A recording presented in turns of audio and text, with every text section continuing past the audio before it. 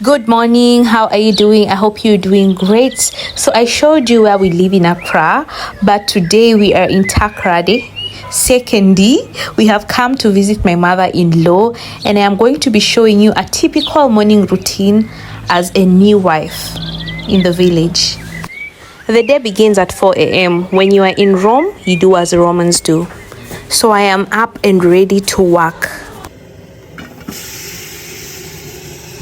I start by putting the stew on fire. We made this stew previously, but we put it in the freezer just to store it so that it saves time in the morning. When you wake up, you don't have to start from scratch. We are making jollof, and we just start by heating the stew.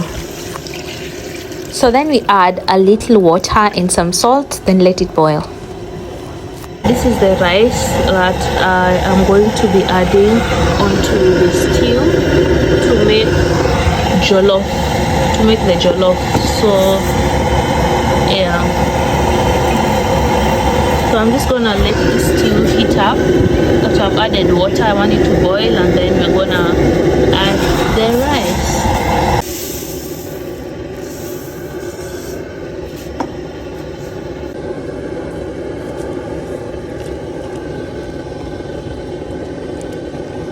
Guys, so you can't use that kind of cooker to cook the jollof because it's gonna burn it. So that's why we're using the charcoal. So I'm just gonna light it. Hey, finally, then take it in. Take your time.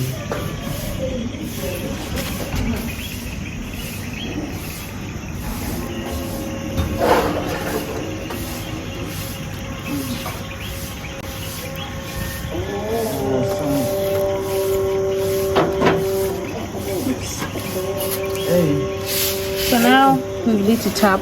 Guys, you can hear the Muslims praying, so it's 4:45. Yeah, so yeah, they wake up quite early. If you guys want tips on how to light the jiko, or you guys call it pot in Ghana, hit me up in the comment section. I'll show you how I did it really fast. I didn't spend time here. This is how we do it in an African village. We're going to transfer the rice from the gas to the jiko.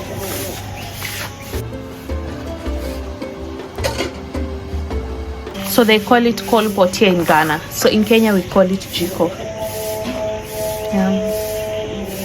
Okay guys, so as you can see, we did not put the jollof on direct fire because the jiko produces so much heat at a go. So we didn't want it to burn it. So this helps to moderate the heat. Am I making sense? Yeah. So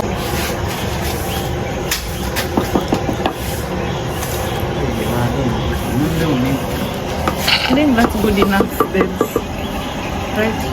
So we've transferred, and also turning the jollof is a skill because you're not making ugali, rather you're not making banku. So you have to turn it in such a way that it will still be jollof rice. You get. And this is how we do Ghana jollof rice. This is not Nigerian jollof, this is not any other kind of jollof, but Ghana jollof rice. Yeah, so we cover it now.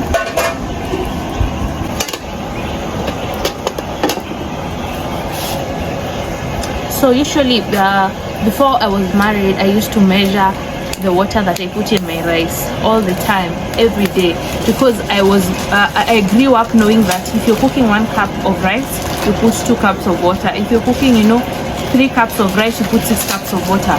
But when you move to Ghana, it's just a skill. You no longer have to measure. You just look at it and you know exactly how much water you're supposed to put without measuring. It's crazy, guys. Oh my gosh, it's crazy. But now it's getting into me, so yeah. As the jollof rice is getting ready, you move on to the next task, and it's sweeping the compound.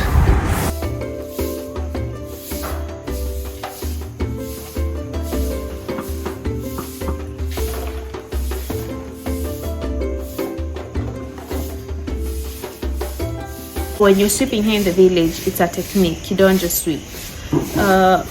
Before I was married, I used to sweep like this, like this. But soon after I get married in Ghana, you learn that you need to be efficient. Therefore, a broom like this, you spread it out like this when you're sweeping. You do this so that you can cover a large surface area in a short time. So now when I'm sweeping and I sweep like this, I'm able to cover more like this compared to what I cover if the broom was like this. And this is just one of the many techniques that I learned from this village here in Ghana.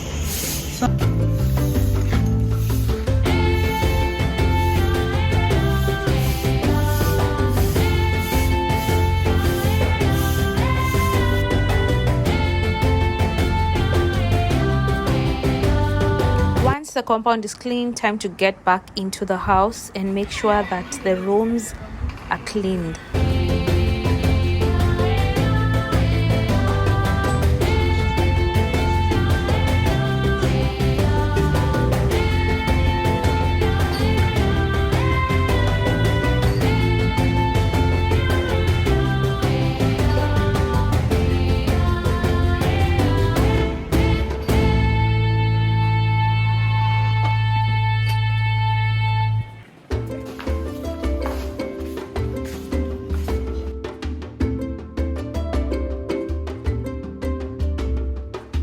As you can see now, it's 6 a.m. in the morning. The light, it's more lit compared to how it was when I woke up because the sun is rising. There are doves in this house, pigeons, so we have to feed them. There used to be so many. I don't know where they've been going. Apparently they live in the space between the roof and the house, so every morning when you want to feed them you have to call them, and they are called by whistling. So like, then you see them start coming on top of the roof. They start coming. I'm gonna be feeding them the maize. See?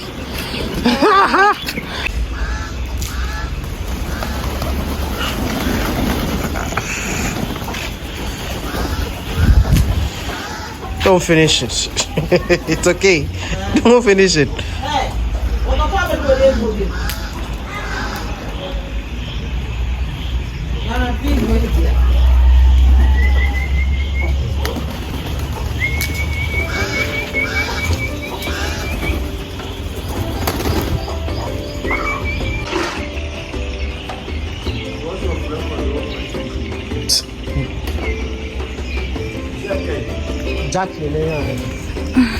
Oh guys, see what we came across. The cat, I think it's trying to hide. It thought it was hiding. Has it even eaten? Oh my god. Babes, you look sick. Please take the cat and take care of it. Please take care of the cat. So here we have the aloe vera plant. It is used in many ways. For example, for anti-aging, treating acne, treating wounds, and yeah, some people actually drink it, although it's very bitter. We've done a couple of things, but one thing we have to do in the morning is wash the utensils that people used the previous night. So that's what I'm going to be doing next. To have a wash, we use this bar soap. This is local bar soap, and we use this to scrub. It's a kind of net, but you can use it to shower or to wash the utensils. And the bar soap, I love this bar soap because it has so much foam. Yeah, so it helps to remove the oil from the plates very easily.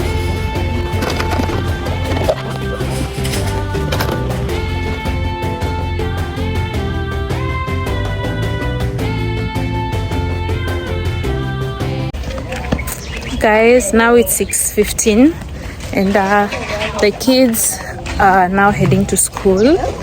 So yeah, they have 5 minutes to get to school, so we have to rush. Oh my god, snails. Ghanaians won't let this go in peace.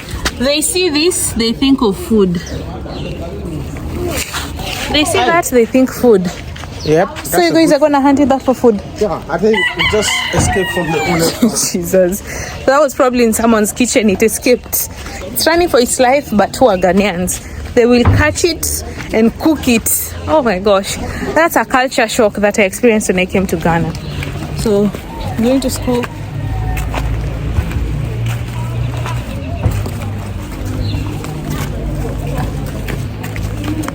So They're escorting them. Kids. So the way my dad used to take them to school. This is an international school, you know. Yeah, that's why they're wearing pink, and the uniforms are so cute. I'm like, ooh, pink uniforms. International school. Wow. So international schools in Ghana, how are they different from other schools? First of all, I know they're more expensive. They're more expensive. They pay school fees every 3 months. Every 3 months? Yeah, they pay school fees. Something. It's a maze. So the maids are feeding the birds what you're eating? Of course, I'm one of the birds. They pay fees every 3 months. Yep. What about the other schools? How often do they pay fees? It's free. For the other schools it's free. Yeah, but this guys pay. This guy's pays. Wow.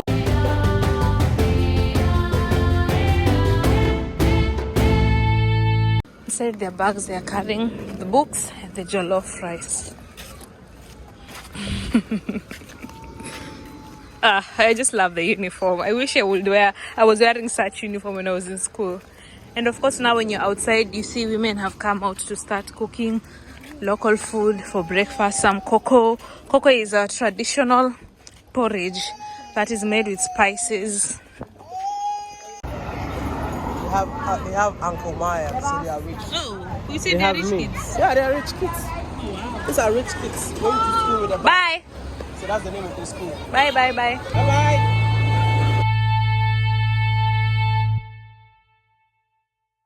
But I feel good, you know. Why do you feel good?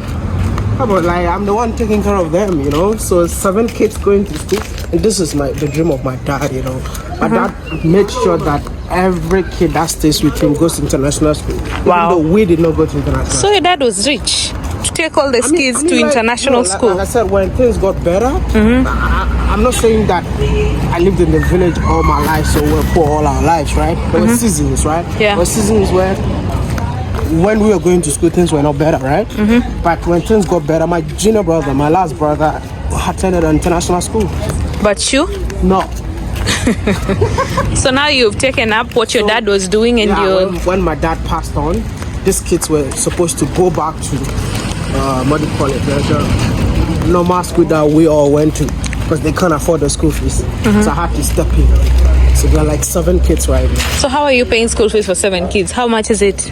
I can't say that on camera, and I don't want to say that on camera, but it's a lot of money, and I pay school fees every 3 months. Wow. Yeah, so for me, it feels good, you know, because I know wherever my dad is right now, he was smiling out there. My child took over from where I left. That's all I want to do. That's it. That's nice. God bless you. God bless you too.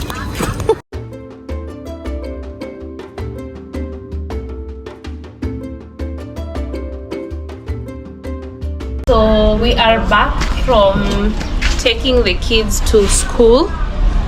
So now we want to fetch the water so we can take a shower. That does not mean that we don't have shower in the room. We have shower, but the tap is not flowing, and there's no light at the moment. We'd have used this to pump it, but since there's no electricity, the tap is not pumping up, she has to do it. Is that heavy? Yep, it's heavy. I mean, it's made of stone.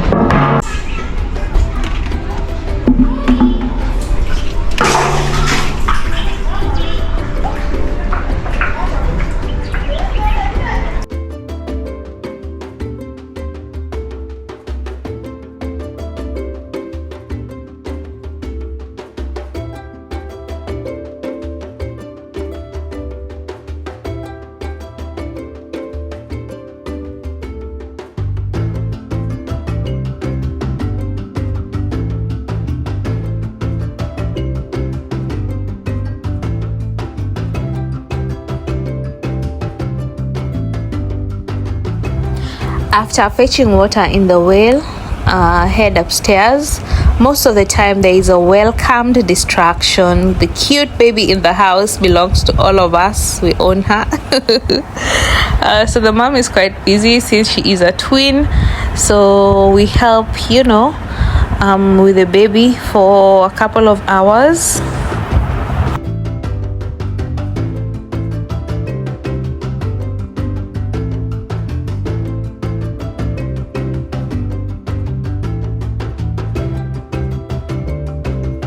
Finally, it's time to wash the clothes.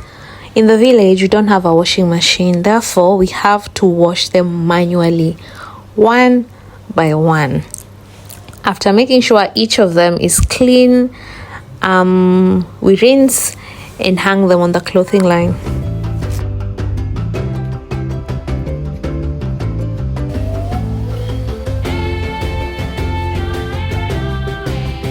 Finally, the chores are finished. I am having the jollof rice that I made in the morning. In Ghana, they eat heavy rice, so believe it or not, this is what we're having for breakfast. After this, I start my day. Can you relate? Do you have a similar morning routine? Drop a comment and let me know.